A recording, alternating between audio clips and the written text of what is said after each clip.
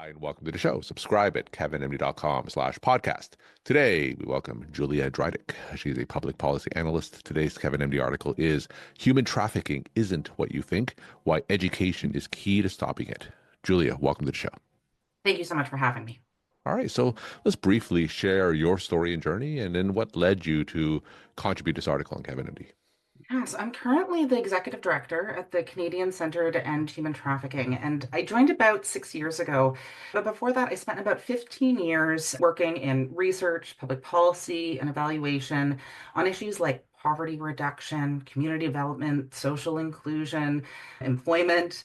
And so I was really drawn to the issue of human trafficking because it exists at the intersection of where all of those other systems fail. So a big part of our article is human trafficking isn't what you think. It's largely an intersectional issue. It looks a lot more like intimate partner violence than smuggling. But again, traffickers are looking for people with vulnerabilities in their lives, Mhm. and that's usually where these bigger systems are failing them. So really, it's a huge privilege to work in this space. It's hard, but it definitely gives me a lot of passion every day. All right. So before going into your article, let's have some brief definitions to get everyone up to speed. So, what's the definition of human trafficking? So, put really simply, human trafficking is when you're exploiting someone else for your own profit or gain. So, unlike what a lot of people think, or maybe even see in the movies, it doesn't necessarily, and it often doesn't involve smuggling or moving people across borders. It's really when you're taking advantage of someone for your own profit. So, in Canada, and I'd argue probably in the United States, the two biggest forms of human trafficking are sex trafficking, but also labor trafficking. So it's when someone is controlling, deceiving, manipulating, or threatening someone, either in the commercial sex industry or in other forms of labor, to do things against their will for someone else's profit. So there always needs to be that third party that is profiting from the exploitation. And then go into your Kevin MD article. What are some myths? What are some misconceptions that most of us have about human trafficking?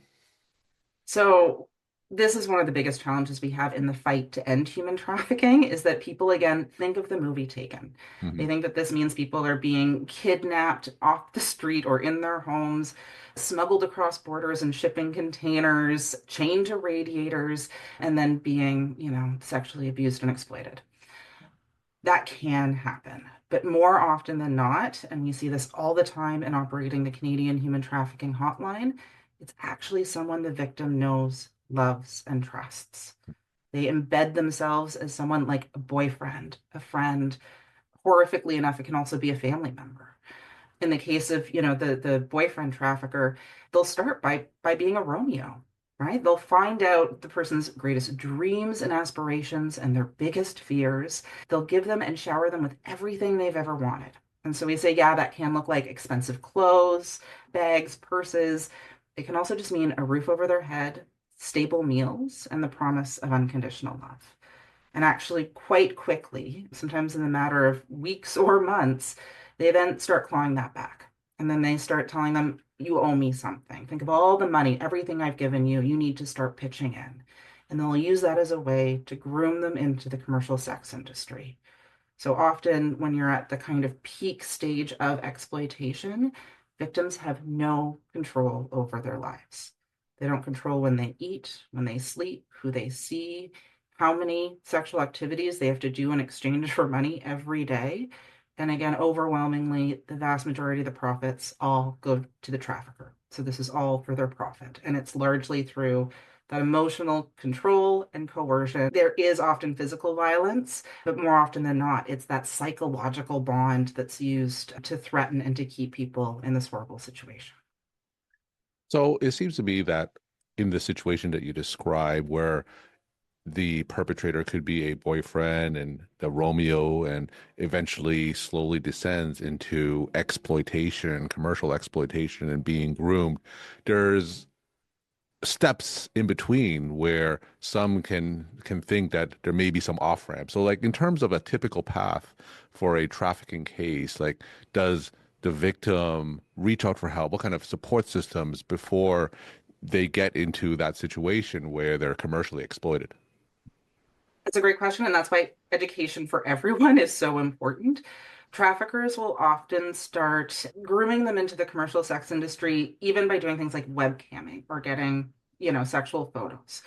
And then they'll use that to wedge them against their family and their friends. And they'll hold it against them and they'll say, like, you got to do what I say, or I'm going to tell them what you did, and no one is going to love you again. And so they use it a way to kind of distance them from everyone else, make it feel like there's nowhere that they can go and that no one will love them. So, in operating the Canadian Human Trafficking Hotline, the second biggest group of people contacting us, aside from victims themselves, are friends and family members who have no idea what to do. They don't know how to have the conversation, that they're worried about someone, that they're withdrawing, that they're concerned about their behavior. But again, there's sometimes a lot of judgment that they've got to overcome. So what we're trying to do is equip, parents, friends, family members with the tools to have these really hard conversations, but to say, I see you, I love you unconditionally, and we're here to help. And I think that's what the most important thing is on those early stages, is to be able to have those conversations. So to support that work, and it's available on our website, we actually developed a guide for people to start talking about it, right? Like, how do you actually start having these Hmm. conversations? No one likes talking about sex with the young people in their lives unless you're a sex educator. And so providing really tangible tools and resources for people to broach the conversation, it often won't actually succeed in the first one, but to give them, again, a bit of a lifeline and some resources to know how to make sure that they're still there and that there's help available when the person is ready to leave. So, before I ask about potential paths forward, let me ask in terms of the prevalence, what kind of numbers are we talking about in Canada? What kind of demographics, age groups are affected? So, just to get a sense of how prevalent this is.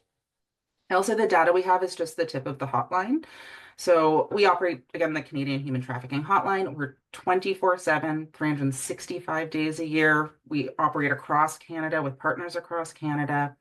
We identify about 500 to 600 individual victims and survivors every year. But again, that's just the tip of the iceberg, right? Like, those are just the people contacting our hotline. I would say all of law enforcement combined in Canada identifies about the same amount. So we're, between law enforcement and the hotline, identifying close to 1,000 or 1,200. But again, huge barriers for victims and survivors contacting law enforcement. Not everyone needs a hotline, and we really just look to connect people with services in their community. We're not really capturing data from those frontline services, but what we hear from our community partners is that the issue is way bigger than any data we've collected. And unfortunately, we're also finding that the more education and awareness we do, when you go into a school and start talking about the realities, you have to be prepared for disclosure. It is very common in almost every piece of education and awareness we do that once people know about what it really looks like, a light bulb goes off. And it might not be them, it might be a friend, it might be, if you're an adult, a friend's kid, someone in the community, and they realize, oh my God, this isn't what I thought I was. We're pretty sure that person was being trafficked and exploited. And the victims who are being trafficked, what are some demographic characteristics? So, sex trafficking, the overwhelming demographics are that in Canada, they're Canadian women and girls. We do know that men and young men and also trans folks and queer folks are also being trafficked, but again, it's not being picked up in the same way. So, when it comes to sex trafficking, this is largely an issue, again, of Canadian women and girls. Labor trafficking, on the other hand, very different. That's actually where you're seeing a lot of migrant workers, actually in Canada legally through our temporary foreign worker program, who are being really horribly abused and kind of systematically exploited by their employers. So, in terms of paths forward, from the perspective of a potential victim being trafficked, tell us what kind of signs they should be looking out for and what kind of options they have when they come to that realization that they may be being trafficked. So, from a community perspective, if this is someone in your life, usually there's a really noticeable withdrawal and change in behavior. So they might stop going to school, attending activities. They're not talking to their friends. Again, they're getting really isolated.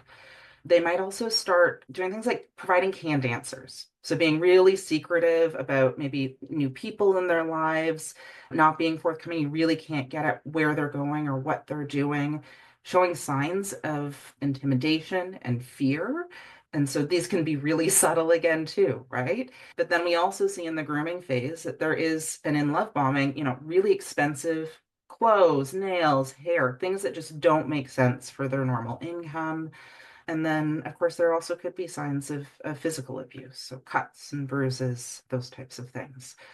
From a clinical perspective, so, if you're a healthcare provider, you might not see that change in behavior socially, but usually what you will see are things like someone with them who's not leaving, right? So being kind of surveyed, Mm. speaking for them.